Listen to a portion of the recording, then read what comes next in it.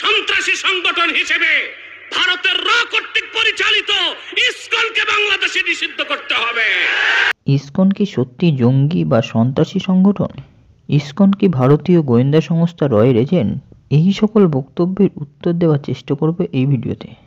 কাজেই সংক্ষিপ্ত আকারের এই ভিডিওটি প্রথম থেকে শেষ পর্যন্ত দেখতে থাকুন। আর যারা ইসকন সম্পর্কে জানেন না তাদের মধ্যে ভিডিওটি শেয়ার করে দিন। আর এই চ্যানেলে নতুন হলে চ্যানেলটি সাবস্ক্রাইব করতে ভুলবেন না। ভালো লাগলে অবশ্যই একটি লাইক করুন। প্রথমে বলা যাক ইসকনের অর্থ কী। ইসকন একটি সংক্ষিপ্ত শব্দ। এর পুরো নাম হলো international society for Krishna consciousness. মূলত এটি একটি হিন্দু ধর্মীয় সংগঠন। 1966 সালে আমেরিকার নিউ ইয়র্ক শহরে স্বামী প্রভুপাদ ইসকনের প্রতিষ্ঠাতা। শ্রীমদ্ ভাগবত, ভাগবত গীতা এবং বৈদিক বিভিন্ন ধর্মশাস্ত্রসমূহ ইসকনের ধর্মীয় ভাবনার উৎসস্থল। হরে কৃষ্ণ মহামন্ত্র মুখে নিয়ে ভগবান শ্রীকৃষ্ণের উপাসনা ইসকনের মূল বিষয়। প্রসঙ্গত বলা দরকার 1960-এর দশকে 70 বছর বয়সী স্বামী প্রভুপাদ পশ্চিমীদের মধ্যে নৈতিকতা ও আধ্যাত্মিকতা প্রচারের জন্য পাড়ি দিয়েছিলেন সুদূর আমেরিকায়। সেখানেই তিনি প্রতিষ্ঠা করে বসেন আন্তর্জাতিক কৃষ্ণ ভাবনামৃত সংঘ। ইসকনের প্রতিষ্ঠা আমেরিকাতে হলেও এর সদর দপ্তর মায়াপুর, যেটি পশ্চিমবঙ্গের নদিয়ায় অবস্থিত। ইসকনের সদস্যরা খোলামেলা স্থানে হরে কৃষ্ণ মন্ত্র গেয়ে এবং বৈদিক পুস্তক বিক্রি করে কৃষ্ণ ভাবনাকে ছড়িয়ে দেওয়ার চেষ্টা করেন।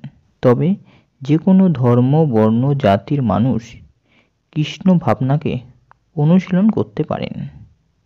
তাকে যে হিন্দু ধর্মে জন্মগ্রহণ করতে হবে এমন কথা বলা হয় না। ইসকনের ভক্তরা যে 4টি মৌলিক বিধি বা নিয়ম মেনে চলেন সেগুলি হল নিরামিষ আহার গ্রহণ, নেশা জাতীয় দ্রব্য পরিহার, জুয়া না খেলা এবং অবৈধ যৌনতা পরিহার করা। হিন্দু ধর্মীয় বিভিন্ন উৎসব যেমন জন্মাষ্টমী, রাধাষ্টমী, গৌর পূর্ণিমা, রথযাত্রা, হোলি প্রভৃতি উৎসবে কৃষ্ণ ভক্তরা মাতোয়ারা হয়।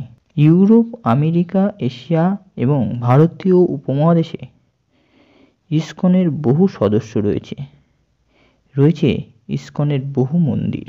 সবশেষে ইসকনের মূল উদ্দেশ্য কি তা বলে শেষ করব। জনগণের সেবা, শিক্ষার প্রসার ঘটানো, মানুষের মধ্যে আধ্যাত্মিক চিন্তা চেতনা জাগরণ ঘটানো ইসকনের মূল উদ্দেশ্য।